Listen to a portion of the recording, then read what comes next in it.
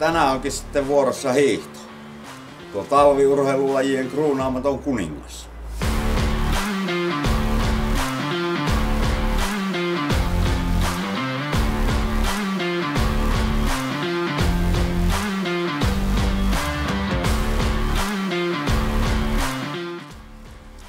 Terve!